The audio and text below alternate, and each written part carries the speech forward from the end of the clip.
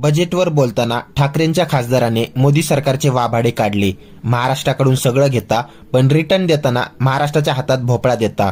महाराष्ट्रातून सगळं ओरबाडून गुजरातला घेऊन जाता अशी टीका केली.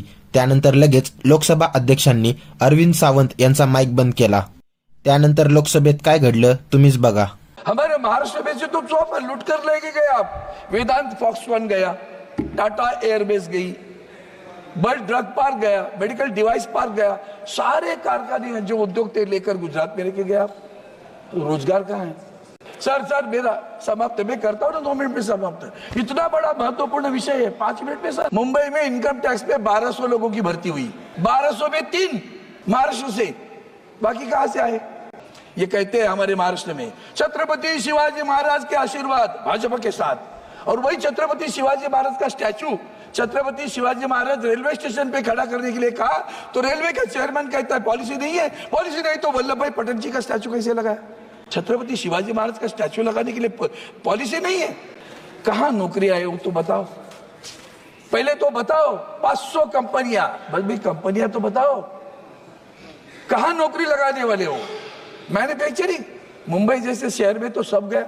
हमारे महाराष्ट्र में से तो चौपर लूट कर लेके गए आप. वेदांत फॉक्सकॉन गया, टाटा एयरबेस गई, बर्ड ड्रग पार्क गया, मेडिकल डिवाइस पार्क गया, सारे कारखाने जो उद्योग थे लेकर गुजरात में लेके गया. तो रोजगार कहाँ है?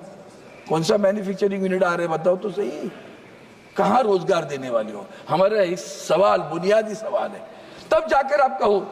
मैंने इसीलिए कहा ये कुछ नहीं है, ये अग्निवीर है सर. अभी आगे बताता हूं आपने क्या किया. सारे पब्लिक सेक्टर बेच डाले. कहां नौकरियां बताओ तो सही. पढ़े लिखे बच्चे कहां जाएंगे? ये जो 10वीं 12वीं कक्षा के जो रिपोर्ट है मेरे पास, उस रिपोर्ट में आप देखेंगे कि जो कम पढ़े हुए बच्चे हैं उनकी संख्या 12वीं या 10वीं कक्षा पास करने वाले लोगों की संख्या ज्यादा है, और ग्रेजुएट वालों की संख्या. वो कहाँ नौकरी करेंगे बताओ? बैंकों में लेने वाले हो. आप किसी भी बैंक के ब्रांच में जाकर देखो, अंधेरा छा हुआ है. अभी AI आएगा तो और भी तकलीफ आएगी, आर्टिफिशियल इंटेलिजेंस. तब क्या करोगे? देश की आबादी का सोचो. 140 करोड़ में कितने लोग बेरोजगार हैं. आप देते हो सीधा 4 करोड़ लोगों को जॉब मिलेगा. 2 वर्ष के बाद में क्या करेगा? अग्निवीर बनेगा क्या? नहीं पता चल रहा है सर. और इसलिए मैं कहता हूँ bank, insurance, rail, post, oil, सारी कंपनी आपने बर्बाद कर दी. हाल ही में मैं जर्नी कर रहा था तो रेल में 2 कर्मचारी मिले मुझे, और उन्होंने कहा सर, मैं बोला क्या करते हो? तो बोला मैं जनरेटर ऑपरेटर हूँ. एक ने कहा मैं हाउसकीपिंग करता हूँ. तो उसने कहा जब मैं नौकरी पे लगा तो उस वक्त मुझे 45,000 तनख्वाह मिली. 2 वर्ष के बाद में वेंडर चेंज हुआ, मेरी तनख्वाह सीधा 16,000 आ गई. फिर 2 वर्ष के बाद में नया वेंडर आया, फिर 18,000 पे गया. अब नया वेंडर अभी और नया वेंडर आया 24,000. हमने तो सब प्राइवेटाइजेशन. हमारे यहाँ पार्लियामेंट में बैठे हम, पार्लियामेंट का स्टाफ कहाँ है? कहाँ गए सब? सबको हटाया आपने मन मर्जी. मोदी साहब है तो मुमकिन है, निकाल दिया आपने. आज सारी एंसिलीज कंपनियां बंद पड़ी. कोल्हापुर में जाओ, एंसिलीज कंपनियां बंद पड़ी है. बेरोजगार हुआ, उम्र वही 40-45.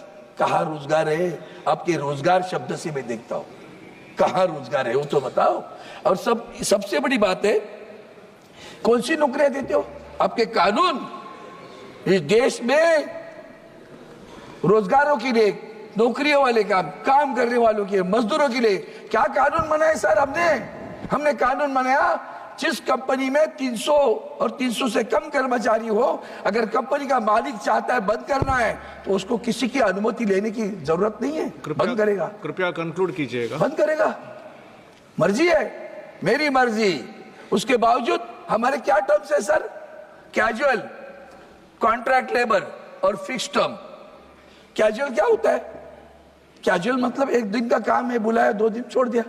हमारे नेवल डॉक में सरकार नेवल डॉक में मुझे पिछले हफ्ते लोग मिलने आए. 25 बरस सर कैजुअल एम्प्लॉइज, 25 बरस कंटिन्यूस सर्विस, ब्रेक नहीं है. 25 बरस कंटिन्यूस सर्विस करते हैं कैजुअल एम्प्लॉइज करके नेवल डॉकयार्ड में.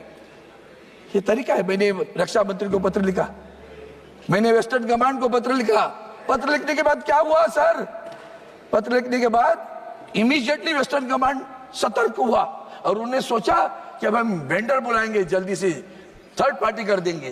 तो 25-25 साल नौकरी करने वाले लोगों को अब वेंडर के पास भेजोगे, अपनी जिम्मेदारी छूट गई। मर जाओ, किधर भी जाओ।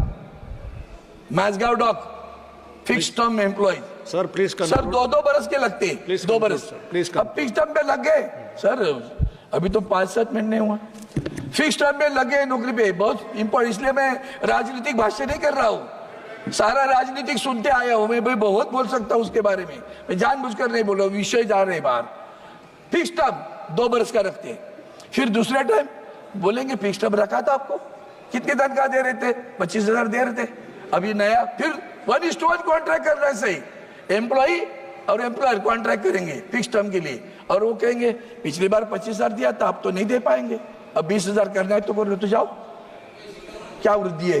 फिक्स टर्म 7-7 बार fix term. Mazagaon dock government PSU 14-14 साल लोग काम कर रहे हैं। एक्सिस बैंक, मैं नाम लेकर जानबूझकर बोल रहा हूं, ठीक, लोग 10 बरस काम किए, तनख्वाह नहीं बढ़ रही सर, तनख्वाह बढ़ेगी कैसे? वो कितने वेंडर की बोल, माननीय वेंडर बोलता मैं देने के लिए राजी हूँ, बैंक मुझे दे नहीं रही है। हजारों कर्मचारियों के हाल हो रहे सर। सर मेरा समाप्त मैं करता हूँ ना 2 मिनट में समाप्त। इतना बड़ा महत्वपूर्ण विषय है, 5 मिनट में सर। कि ये जो चल रहा है, अभी आपने नीट परीक्षा की बात सुनी, UPSC हमारे पास खेड़कर नाम की एक महिला पकड़ी गई है, देख लो आप।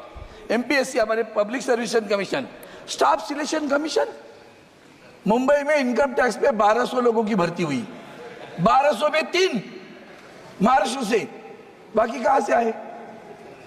स्टाफ सिलेक्शन कमीशन की एग्जाम की भी इंक्वायरी होनी चाहिए, जांच करिए सर। मैं किसी प्रांत से हमारी दुश्मनी नहीं है, पूरे भारतवर्ष से, बाकी सारे राज्य नहीं, 2 राज्यों से सारे लोग आ गए, कमाल की बात है। तो जांच करने की मैं मांग करता हूं।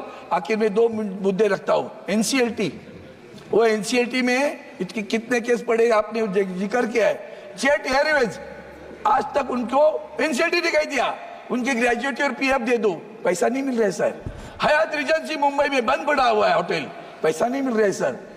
लोग बेकार हो रहे 30-30 साल सर्विस करने के बाद में भी। इसलिए मेरी प्रार्थना है आपसे, इस मुद्दों को लेकर अगर सरकार युवा बेरोजगार की बात करती है तो उसमें मुझे आपको यही बताना है कि और एक आखिरी मुद्दा आता है, ये सब करने के बाद पेंशन 10 बरस लड़ रहा हूं, EPS पेंशन 95, 800 रुपया, 1200 रुपया, क्यों उनसे खिलवाड़ कर रहे हो सर? और इसलिए मैं आपसे प्रार्थना करता हूं, महाराष्ट्र के 3 मुद्दे, एक मिनट में खत्म कर रहा हूं। एक है छत्रपति शिवाजी महाराज, ये कहते हैं हमारे महाराष्ट्र में छत्रपति शिवाजी महाराज के आशीर्वाद भाजपा के साथ, और वही छत्रपति शिवाजी महाराज का statue Chhatrapati Shivaji Maharaj railway station पे खड़ा करने के लिए कहा तो रेलवे का चेयरमैन कहता है पॉलिसी नहीं है, पॉलिसी नहीं तो वल्लभ भाई पटेल जी का स्टैचू कैसे लगाया, विश्वेश्वरैया का स्टैचू कैसे लगाया? छत्रपति शिवाजी महाराज का स्टैचू लगाने के लिए पॉलिसी नहीं है। आपकी लैंड पॉलिसी भी अब तक खराब हुई सर। और इसलिए प्रार्थना तो मराठी भाषा क्लासिक लैंग्वेज का दर्जा देना है, छत्रपति शिवाजी महाराज का स्टैचू बनाना है। और नाना शंकर सेठ, हम जो देश में रेल घुमा रहे हैं ना, वो रेल जिसने देश में पहली लाई उनका नाम है नाना शंकर सेठ, उनका नाम मुंबई सेंट्रल स्टेशन के लिए मांग 10 बरस से करता रहा हूं। थोड़ा सा आगे बढ़ी सरकार, अभी भी नहीं हुआ है, वो करिए, इतनी मेरी प्रार्थना है।